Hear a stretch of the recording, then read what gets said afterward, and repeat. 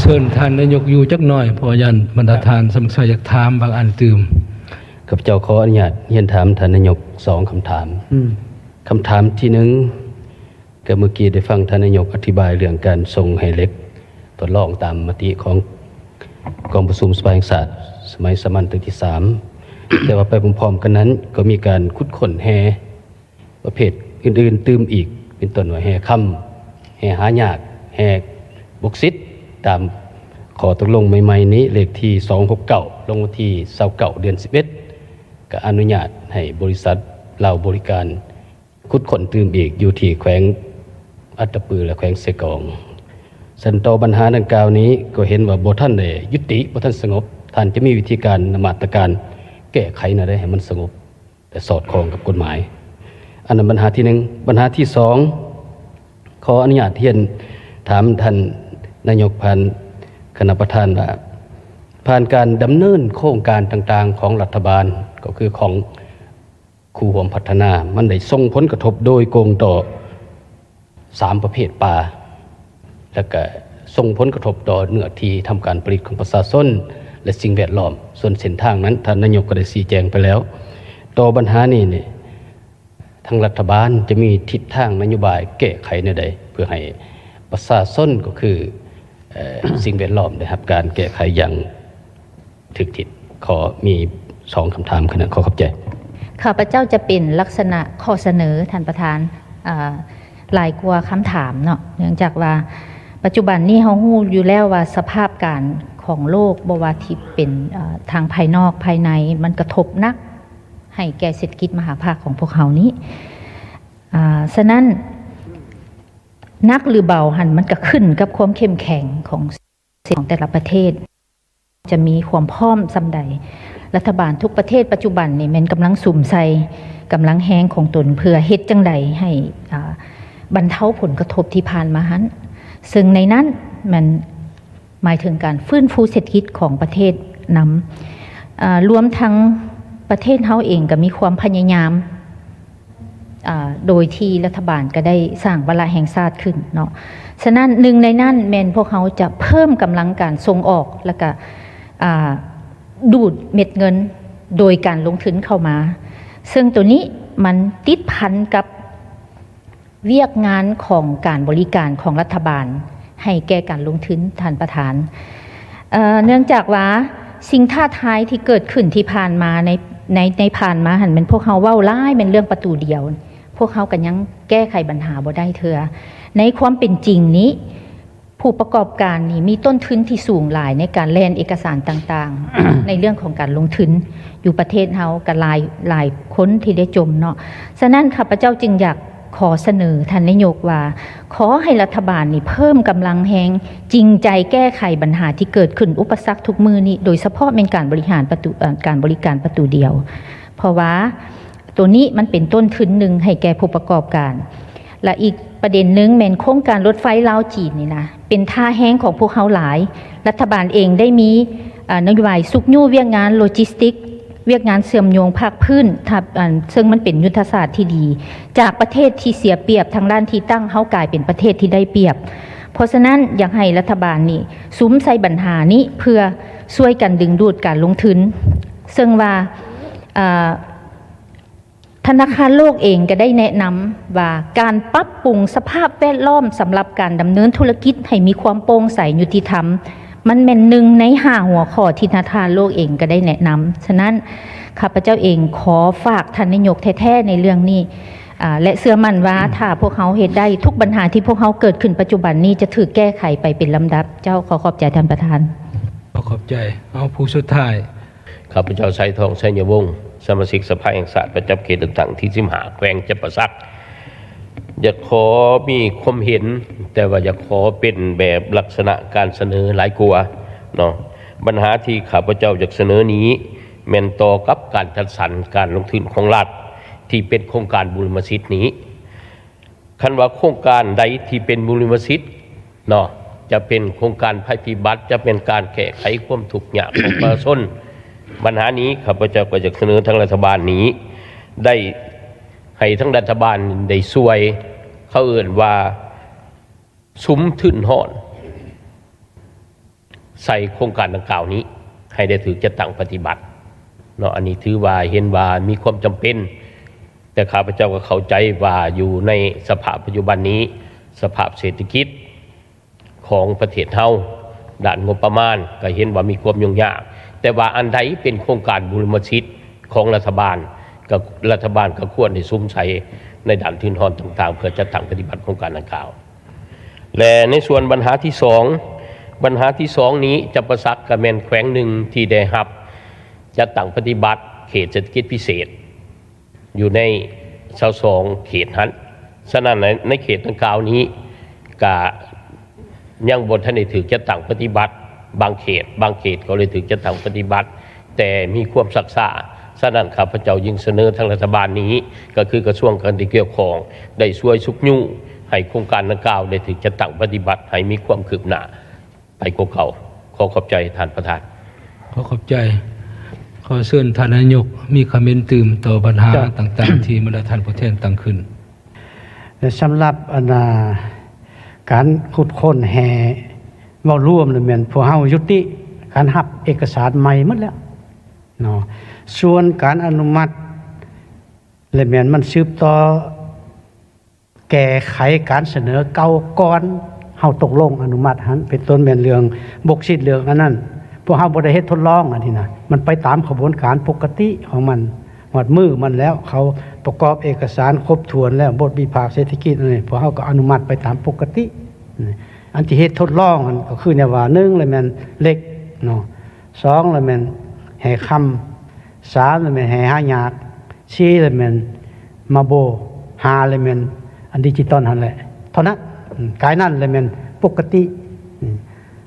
อันนั้นมันที่นึงฉะนั้นเลยสิได้พร้อมกันติดตามเบิ่งเนาะพร้อมกันติดตามเบิ่งอันนั้นเขาเฮ็ดเป็นปกติมันก็ครบแล้วตามขั้นตอนของกฎหมายปกติทั้งหมดอันนี้นะจังอนุญาตได้เห็นดีนั่นแหละเนาะบัดนี้สำหรับการดำเนินการหันที่ส่งผลกระทบต่อพื้นที่ป่าและพื้นที่การผลิตของประชาชนอันนี้ก็นอนอยู่ในการจัดตั้งปฏิบัติการสำรวจออกแบบโครงการถ้าหากว่ามันกระทบถึงป่าโดยเฉพาะเป็นป่าสงวนแห่งชาติบ่จำเป็นอีหลีรัฐบาลก็บ่เสนอคณะประจำสภาแห่งชาติเพื่อหันเปลี่ยนมีแต่อันใดจำเป็นแท้ๆส่วนมาติดพันกับพื้นที่การผลิตของประชาชนผู้ลงทุนมันก็ต้องได้มีการชำระสะสางกับประชาชนอย่างเป็นธรรมจังไดหมายความว่ามันนอนอยู่ในบทวิพากษ์เศรษฐกิจสังคมคันบ่ได้ตามอันนี้พวกเฮาก็จะบ่อนุมัติอันนี้ขอให้สภาท้องถิ่นก็เป็นเจ้าการติดตามนำแผนกเนาะแผนกเกี่ยวข้องของขันแขวงหันนำเพราะรัฐบาลพวกเฮาได้เอกภาพกันว่าผ่านมาก็มีบางเทื่อท้องถิ่นอนุมัติทางส่วนกลางบ่ฮู้แต่ส่วนหลายก็แม่นส่วนกลางอนุมัติท้องถิ่นก็แม่นเป็นผู้เบิ่งซื่อๆน่ะบ่ให้มันเป็นนั่นเฮามันอันนึงอันเดียวกันจะต้องได้รับผิดชอบร่วมกันอันนั้นแม่นสำหรับผู้แทนสารวัตรเสนอสิมีเหตุนั้นสำหรับผู้แทนเขตหนึ่งนี้กับแม่ท่านแหละก็เห็นดีท่านแหละเพราะว่าอันนี้มันเป็นจุดอ่อนที่พวกเฮามีมาโดนนานแล้วเวลาประชุมกับสภาการค้าอุตสาหกรรมก็มีการเสนอกันหลายอันแล้วอันนี้อยู่ในขบวนการรัฐบาลพยายามปรับปรุงอยู่เนาะอันที่1แม่รัฐบาลได้ยกเลิกการพิจารณาแบบคณะกรรมการคุ้มครองการลงทุนขันแขวงและขันศูนย์กลางแต่ประตูเหลียวยังผ่านอยู่แต่หางยกเลิกกองประชุมเอาเขาเป็นวาระหันมันให้เศร้าแล้วพวกเขาถือเอาคะแนนการเป็นหลักคะแนนการอันนี้มันกวมเอาทั้งศูนย์กลางและท้องถิ่นสมมติว่ามีคนอยากเสนอลงทุนปลูกไม้เนาะการปลูกไม้มันต้องเป็นกสิกรรมเห็นดีหรือบ่เห็นดีซะก่อนหลังจากนั้นจังกระทรวงเกี่ยวข้องอีกเบิ่งนำกันตื้มแล้วมันมาสุดอยู่กระทรวงแผนการลงทุนจังเสนอมาหารัฐบาลพิจารณา